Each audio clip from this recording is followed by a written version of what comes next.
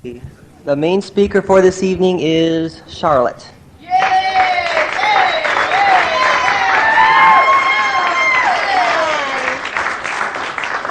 Wow, what a wonderful reception. My name's Charlotte. I'm an alcoholic. Hi, Charlotte. Forgot to say I'm a grateful alcoholic, and I really am. When I first heard that in my first year of sobriety, and I was going to these women's meetings, and these women, they just look so beautiful, and I felt like a worm, you know. And I heard this lady say, I'm a grateful alcoholic, and I thought, oh boy, she's sick. But I want you to know right off that what I say is, you know, my story, my opinion of AA, and I don't speak for all of AA. I'm here to share my experience, strength, and hope with you.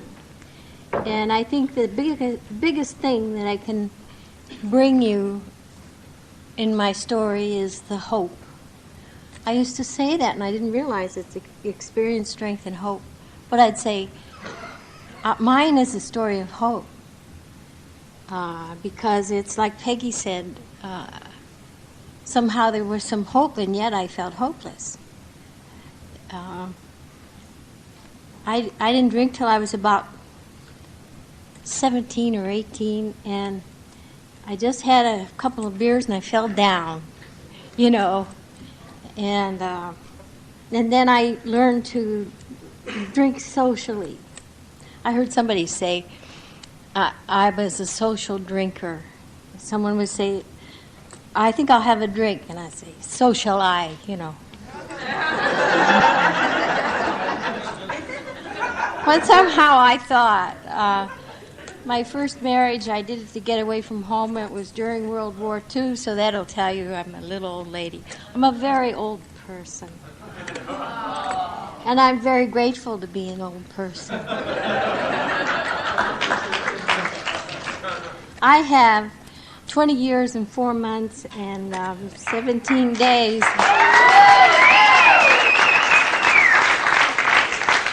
Of gravy, because I was not, I was suicidal. I wouldn't dream of hurting anyone else, but I was planning to murder me, you know, and so if it hadn't been for this program, I wouldn't be here today. Well, I have 3 diseases now that I'm an older person. And that's all right, you know. I have alcoholism and diabetes and high blood pressure. But the diabetes and the high blood pressure is because I got to live so long, see. And so, and they're all treatable. And I'm very grateful for that. And even if I had something that wasn't treatable, I don't know how I'd feel.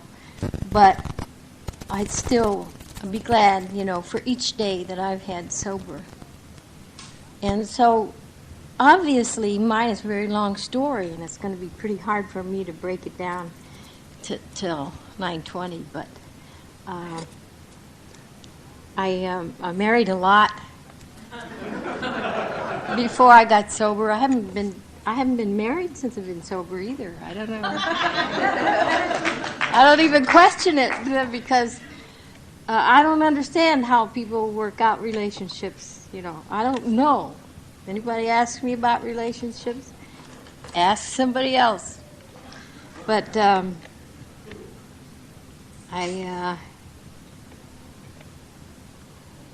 one didn't last, and I married again for money, you know.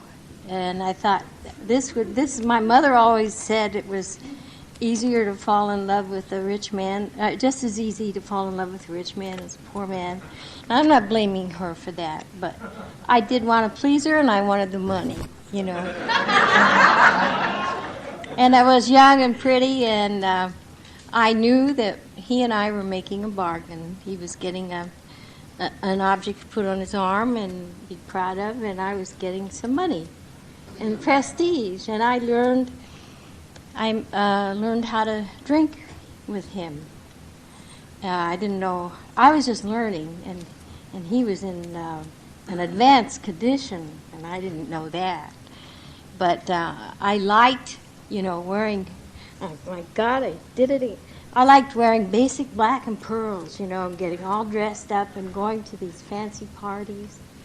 And I thought that was good living because I'd see it in movies, and I just thought that was the good life. And, hors d'oeuvres and getting all dressed up. The only trouble is I fall down, and it would always end up in a miserable fashion. And then my rich husband, we moved out to San Gabriel from Ohio to get a small weekly newspaper. And he bought the San Gabriel Sun. And we started going to these parties with the people and he just embarrassed the hell out of me, As I say, I just started and he was advanced. And when he'd get drunk, he'd lay down on the floor and he'd stretch out his arms and he'd say, "They're crucifying me." And I thought, well, this poor baby, he was really also psychotic and he got very violent. And I had to run away in the middle of the night in my nightgown. Got a cab and went all the way to Beverly Hills where my mother was, and my natural mother. And I had bruises and everything, and I never went back and I never gave it another thought. I mean, I had no love for that man in the first place. So then I went back to Ohio, and I thought it was love, but what we had in common was drinking. And his family had a nice position in the town. And I thought, oh, I want that. I had a little girl then, and I thought I would like to have some prestige. And, a nice family. They looked like such a nice family in the best part of town. Well, they were more screwed up than my family was. But I didn't know it, And I have 2 sons from him.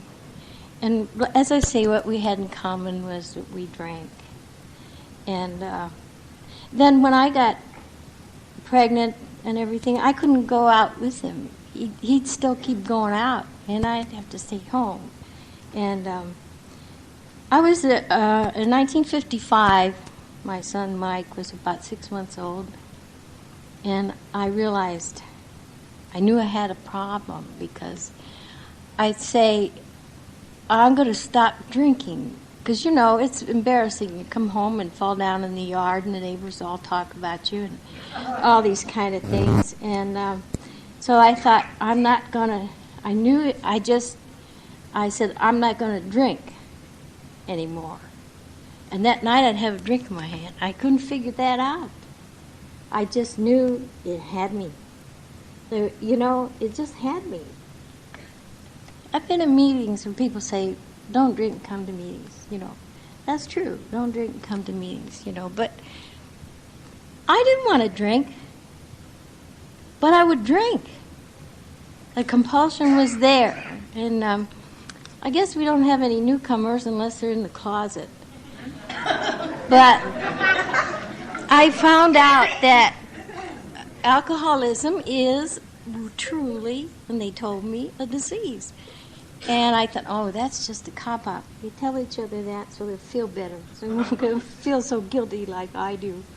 But I do know that it's a twofold disease, physical allergy coupled with the compulsion of the mind. You put those two things together, and you're an alcoholic, or I'm an alcoholic. And that I heard that. And when you take a drink, the first part, it hits the first part of the brain that has the ability to care, and then it goes. And you stop after work, you think you're just going to have 1 or 2 drinks, and then the next morning, I don't remember what happened. I thought one time somebody stole my car. I reported it to the police. And the people at work told me that I left out at the restaurant where we all stopped, and I didn't know how I got home. And I just thought the people that happened to people. If you drink, that happens. I didn't know it was called a blackout and how. But anyway, this man, I went to 2 AA meetings in 1955 in Akron, Ohio. That's where I lived. I was born in Cleveland and raised in Akron. And I was just, this grade school I went to was on this street. Dr. Bob's house was right over here, perpendicular to that school that I went. I walked past his house so many times. I knew that Alcoholics Anonymous started in Akron, and I knew Dr. Bob, something about Dr. Bob. I knew he had a part in it. I just always, I had heard it somewhere, and I knew that.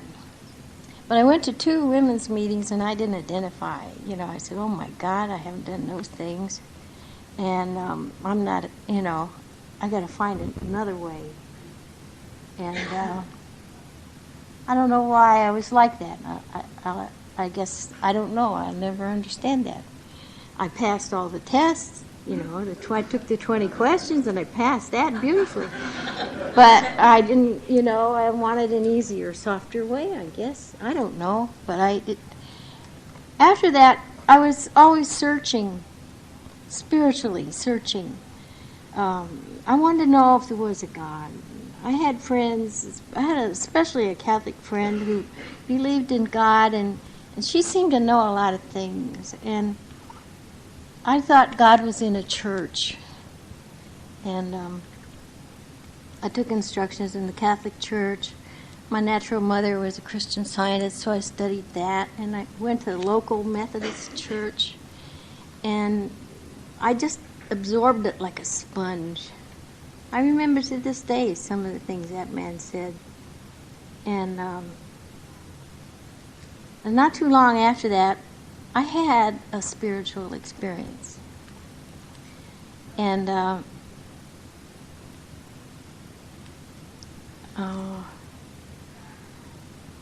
this evangelist came to town in a tent. And my aunt and I were very curious. Let's go see this guy and see what they do down there, you know. They played the guitars and they sang. And so we went down to see him, and he said, it was Rex Humbard, by the way, he said, we heal the sick and pray for those that are sick and have problems, and come down to the front, and he quoted scripture, and he said, we'll put our hands on you and pray for you, and God will heal you. And I just got up and started down there. My Aunt Midge pulled on me, where are you going? There's nothing wrong with you. And she didn't know, you know. But I went down there, and they prayed, and the compulsion to drink was taken away from me. And it was so wonderful, and I was so happy. And so I got busy in the church, and you know, they got super rich. They built this huge church, and I did a lot of artwork for them. I painted backdrops, and I knew the family. My sister did their hair, and you know, it was wonderful. And I took my kids. I had 5 good years. My boys were small. Well, my daughter was a little older, but those were 5 good years. And I made this deal with God. And I didn't know it then, but what I heard was, you know, he can do anything, move mountains. All you have to do is pray and believe, and it'll happen. And so, okay. So I prayed that he would heal my husband, and so he wouldn't drink anymore. And we would walk hand in hand off into the sunset and raise these kids together, and everything would be beautiful. And this poor guy, he'd come home drunk, and I'd be sober and religious. And, you know, he couldn't take that very long. And he got his back up against the wall financially, which I didn't know until after he'd left. But one day I remember as if it happened yesterday, I was on the floor drawing a picture of Moses and the burning bush. Because I was teaching Sunday school, and I would be Sunday school teacher of the month for month after month. I was so good at it, I loved it. And so I painted this burning bush, and he was sitting in the chair, and he looked down at me, and he said, "Well, I'm leaving." And I felt a physical blow, like somebody got a club and hit me on the top of the head. And I really took it hard. So he found this woman in the bar who understood him. I didn't know that he found a woman in the bar that understood him. I thought he just didn't like me, and I was stupid enough to ask him, "Don't you love me anymore? Don't you have any feelings for me and our, with the children?" And he said, "No." So the thing is, I didn't realize how bad it was. I mean, I knew it was bad, and I was pretty dumb.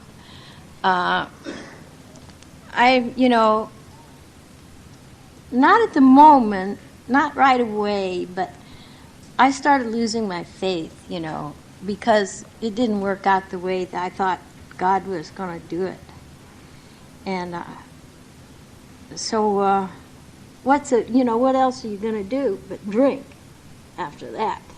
I mean, I lost the home. I mean, he left me the home and the children, but he hadn't made any payments on the house, and they were going to take it away. And I had been laid off 2 months prior to that, and my whole world fell apart. So I thought, God let that happen. When I was in the courtroom, he had friends in the court and all this stuff, and I just couldn't believe it. And I remember coming out of there saying, "How can you do this to me? I've been doing everything I know how to do. I'm teaching Sunday school, being good, not drinking, going to work, trying to be a good mother, and you allowed this, And obviously, I turned my back on my higher power, so I was screwed, I went back to drinking, and it got real bad. And I went to, because I was drinking, I went to a mental hospital from a suicide attempt. And the guy said, "Do you think you would have done this if you hadn't been drinking?" I said, "No." He said, "Well, you see, it has to do with your drinking." So he said, "You have to think of your children and your life." And I said, "That's right. That's right. That's what's wrong. And I'm not going to do that again." And when I got out of the hospital, within a week. And one of the big things that I remember is my oldest son, he was a little boy, and he looked up at me with his big blue eyes and tears going down his eyes and saying, "Mommy, please don't drink anymore." And it just broke my heart, and I said, "Barney, I won't. I won't." And I meant it. But I did. It had me, So since I got laid off, I went to Binghamton, New York, to get a job because they had the same thing going there that I had been doing. And I almost lost my job because I was drinking, missing work, leaving my car, and after the company parties. And so they called me in and said, straighten up. Why are you always late? Why do you always miss Monday? And I said, "Well, I have a drinking problem." "Well, we thought you did." And so I went to AA in Binghamton, New York, and I stayed 6 months. I was able to stay 6 months. And then, I said when I first came in that people in New York don't work the steps, because I never heard of the steps there. I didn't hear anyone talk about steps. But I think the people in New York do work the steps. So I knew I had a choice between, because one time when I was in Akron, I decided not to drink, and I thought AA wasn't going to work, so I went to the clinic, and they gave me 26 different kinds of drugs, and they made a mistake, and one of them was a double dose, and I had 6 months lost out of my life that I don't even remember. So I knew that I couldn't do that. I mean, when I went to this doctor, and he said he would give me some, I forget what it was. And so I realized I had a choice. I was thinking, I have a choice. The drugs kill me. So I think I'll use vodka, because the pain just got right up like this. You know, remember that? It just gets like that. And you have to relieve it. So I thought, well, vodka's the lesser of two evils. So I started drinking again. And then the work ended there, and I came to California in '65. And my drinking continued to get worse. I sent my two sons back to Ohio to stay with their dad just till I could get on my feet. I told him I was having a nervous breakdown, but I knew I was going down the tubes. And I didn't want them to go down with me. So through guilt and pain, I've really suffered about that. And because I really loved my children, and I didn't want to hurt them or any of the people that tried to help me. But this disease is a killer disease, and there was no way that I could do anything else at that time. And I used to be so upset because I'd say to my sponsor, why didn't I stay? Why did I go back out for 8 more years? And I just went right down the tubes, you know. And why didn't I stay? And she said, well, the important thing is that you're here now. That's the important thing. But I slowly, lost everything that was dear to me. I lost my self-respect, of course. And I did things I didn't want to do. And it's funny how it gradually gets worse, I ended up at one point in my drinking in Skid Row, Venice. I didn't know it was somebody told me, I heard a speaker say that was a Skid Row of Venice, and I said, wow, I didn't know I'd been to Skid Row. But I was there, and I was living in this apartment building where they were all mostly drunks. The dopers were in the one catty corner, the building catty corner, and I was afraid of them. And so I tried to get close to the manager and her husband because they kind of looked after me. But they didn't really. I didn't want to take up so much time about what it was like.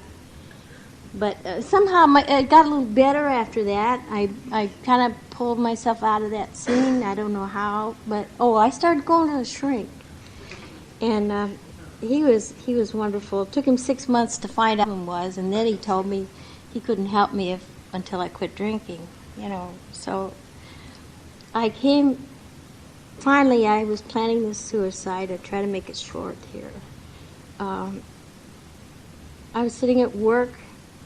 I'm an engineer, design engineer, and I was sitting at work planning my suicide. How much I had already been to 2 doctors and got the sleeping pills, and I was figuring out how much money I had. By this time, my youngest son was with me, and I was trying to figure out how much money I'd need to send him back to Ohio. and where I would go to do this so no one would know. I'd do my family a big favor and stay out of their lives, you know. And I looked up and I thought, I had a moment of clarity. I thought, no one else is probably sitting here planning their suicide. I bet they're, doing the weekly budget or working on something.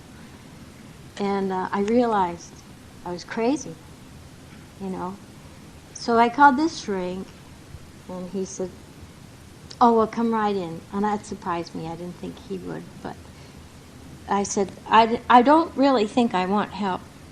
But I came in here anyway. And what do you think? And he said, well, I think you better flush those pills down the toilet. And he said he knew that I didn't have any money now, you know, so he said, well, have you ever tried AA? And I said, oh, yeah, but that doesn't work for me. I tried it twice, and it doesn't work for me. And he said, well, all right then, I'll tell you what. You come in, when do you start drinking? I said, as soon as I get home from work, 5:30. And he said, well, I'll still be in the office, and you call me. I'll help you. I said, you mean I want a drink, and I call you up and say, can I have a drink? And you'll say no. And it's like that old joke. I said, I might be crazy, but I'm not stupid. Really. I knew that was not going to work, and I thought, what am I going to do? So that weekend, that was on a Thursday night, and that weekend was my last. I knew somehow deep inside me that I was finishing it off. I don't know. I mean, I never felt that way before. It's like Peggy said, I never felt that way before. And I remember what my last drink was. It was a bottle of cold duck. And then the following Monday morning at work, I looked at Alano Club in Manhattan Beach. That's where I was living. And I went down. It took me a couple of days to get the courage to go down there. And I went down at lunch hour to check it out, And I heard some people laughing. And I thought, I don't remember Alcoholics Anonymous like this. Well, I remember long, grim faces calling each other bums and everything. And they were laughing. And so I got up the courage. I went Wednesday night to speaker meeting. And it was my first meeting there. And I heard this guy named Mac, and he said, my name's Mac. I'm an alcoholic. I'm allergic to alcohol. When I drink, I break out in spots, like Palm Springs, Las Vegas.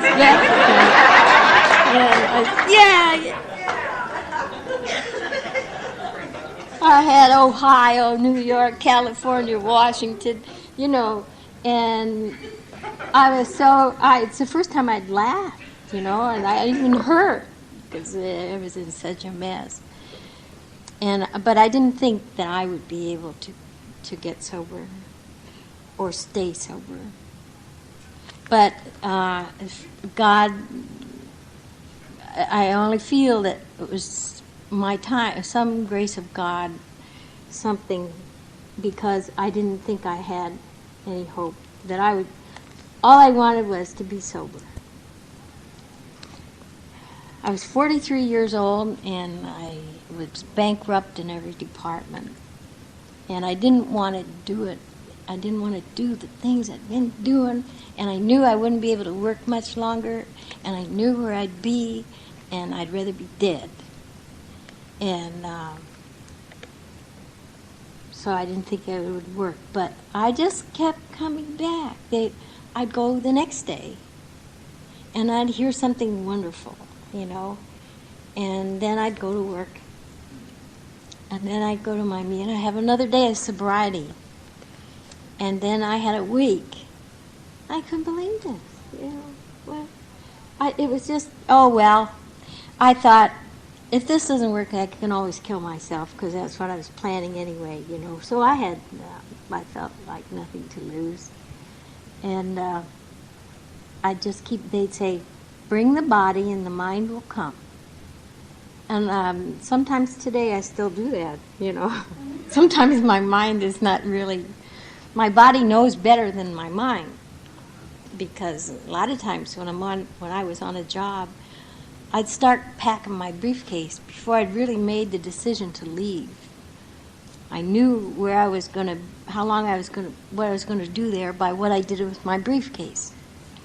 And so it kind of happened like that. I'd come in here, and they'd say, "Keep coming back." Well, nobody ever told me to come back after I was in a shape like that, you know, when Mickey threw me out of the Waldorf apartments. And I got 86th out of Poncho's in Manhattan Beach. And my poor son, he was 16 years old, had to come up and get me. I called him and I said, "Come and get me, Mike." And I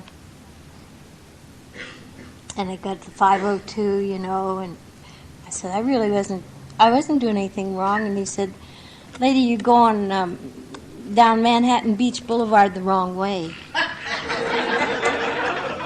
So, you know, there was no way in God's world that I could promise them that I would never do that again, and I knew it. Because I'd make the decision to drive after I'd been drinking. I knew better. I mean, like when I was in Venice, I didn't have a car because I knew I'd do that. So, but once I started drinking, one time I got in the car and I was going to go someplace, and there's something wrong with the car, and I couldn't go. So the next morning I went down to go to work. Here I just couldn't get it in the right gear. You know, I was so drunk I couldn't get it in the right gear. But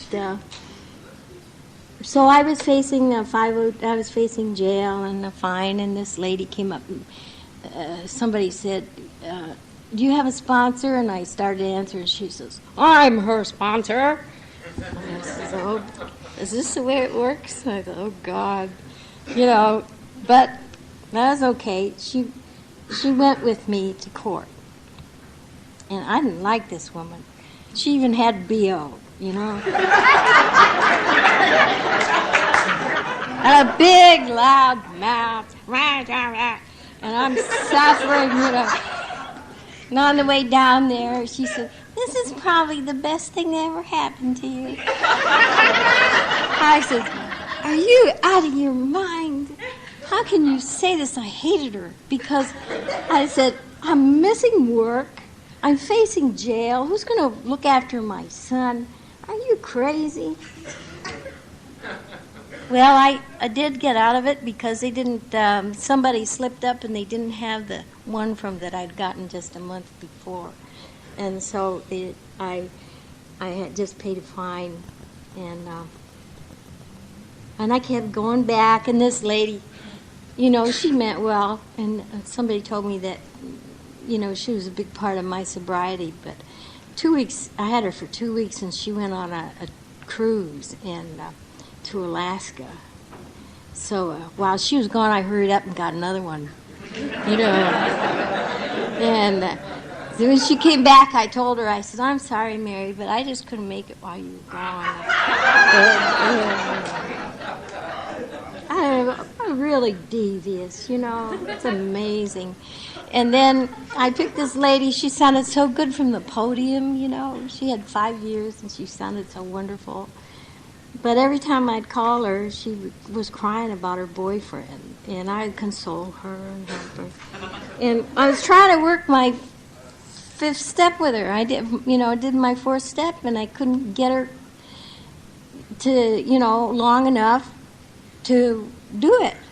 Finally, I went over to her house. I said, "I have to do this. Can we do this?" And so we went in her bedroom, and I started talking real fast, and her boyfriend knocked on the door, and he said, "What are you two doing in there?" So we had to get out of there, and it didn't work out so well. So I said, "This isn't bad." But I was about 6 months sober when I met this lady, or 9 months, somewhere in there. My mother died, my natural mother died, and I was talking about it in the meeting. she was so kind to me and so understanding. And I said, will I ever get over this guilt about my children? Does anyone ever get over that? And she said, yes, you will. Yes, you will. She said, you know you're doing the best you could do. I said, no, I didn't. No, I didn't. I failed them. But she was so understanding and so kind. And so she was my sponsor, and I still have her today. You know, it's a long-lasting relationship. For about 15 years, we met for lunch once a week. I was always working around that area, and she'd come up and meet me for lunch. And we've kind of drifted now, but just a lot of things were happening in her life. But I still meet her, you know, for lunch or dinner once in a while. And she helped me work the steps. And this shrink said he wanted to get close to me, and I really wanted him to, but he couldn't. He didn't. And but this woman, that's where I learned, by working my fifth step with her. It's the first time I ever allowed another human being that close to me. And I remember going home that night, lying in bed thinking, I'll never be alone again, you know. I was so scared, and it was such a hard thing to do, and I literally felt like I was stepping out on a limb, because one of the girls said, oh, don't get her, she blabs her mouth to everybody. And I thought, well, I know, if anyone, if she tells anyone, I'll just deny it. You know, her word against mine, right? Because I knew I had to do the steps. I learned it down there, and I was ready. I'd have done anything they told me to do. And I felt it gave me freedom. I found out in the third step that what I missed way back in Ohio about God's will for me. No, Charlotte, it's not your will, your way. Your way got you here, you know.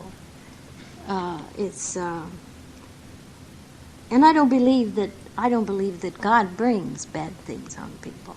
You know, I used to always blame people. I blamed God. I blamed my boss and my ex-husbands and parents and kids and everybody else. You know, and mostly me. I blamed myself.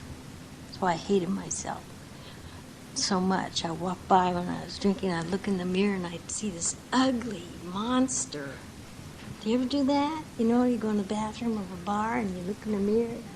Oh my God! You know. And it didn't go. I hadn't planned to live like that. I was looking for the good life. And I think it probably my ego never would have been smashed, because I really always wanted my way, you know. Maybe I didn't come on strong. I look like a pushover, you know. But I'm not. And I'd find a devious way, you know, or lie and steal and cheat. And I thought, well, I'm not a liar, you know, or thief, or all those things people say, liar, thief. No, I'm not any of those things. And I worked the steps, and I thought, I'm such a nice little person, I don't have any resentments. Oh, God. I had resentments mostly against the lady, my aunt that raised me, because I wanted her to love me, and she couldn't love me as much as she did her own kids. And I had this big resentment about the guy that left me with everything to do, left me alone, and it took me many years to really get over that. I mean, I know the bottom line is forgiveness, and the steps help us learn that the bottom line is forgiveness is the key to happiness. Well, I was not able to let go of those two for a long time. And last year, the one that he found in the bar that understood him died of cancer, and I felt bad for them. And I thought, oh, how wonderful this program is, because I really don't have the resentments, and I was sorry that she died. You know, I understand a lot more things today, and the top of the list, top of the list is to forgive our parents, and I learned that a lot because I want my kids to forgive me too, and I know they have, but I did a lot of damage. Well, my family, I had two sets of parents. I was illegitimate. I didn't know it till I was 13, and my father's sister raised me, and so I had two sets of parents, and they both cut me out of their wills and everything. They got really mad at me, and I have to accept that. I mean, they didn't forgive me, and that has to be all right. I did everything I could, but I understand. See that, and I think that's the important thing. My main goal today is peace of mind. And you sure can't have peace of mind when you're angry at somebody. And I find myself, waking up and thinking about things, and these, like we were in the meeting, it'll just come from nowhere, You're a loser! And a lot of things, and even since I've been sober, I would take things personally. Big economic problem here in this country, laying thousands of people off. But why did they do it to me? I heard Harold Kushner the other night, this rabbi, and it was so wonderful. He said, when people say, why did this happen to me? He said, that's not a question. They don't want you to say, well, it's because you're this. They just cry out in pain. And so I know today, I don't go up blah, blah, blah, blah, blah, blah. I just hold them and say, oh, God, I'm sorry you're going through this, and to care and to love. When I learned to love, it started with that sponsor, and I was able to branch out. I didn't know what love was. I thought I did. I think I did love some people in my life, but now I know more about love than I did then. And I learned it in this program. Everything that I'm telling you, the things that have worked for me, I have learned in this program. And I believe I got my higher power here. When I came, I had no faith at all. And I thought, what am I going to do? Won't work for me. I tried that. I had spiritual experience. What am I going to do? I knew there's a catch to it. But I had some kind of faith. I saw that my sponsor and these other people believed in a higher power, and I thought, well, if I can keep coming back, maybe someday I will have that faith too. And only God knows why I was able. I kept coming back, and I worked the steps one day at a time, and sometimes I was up, sometimes things were good, and sometimes things were bad. And I've had things happen in sobriety that weren't that much fun, that were difficult, but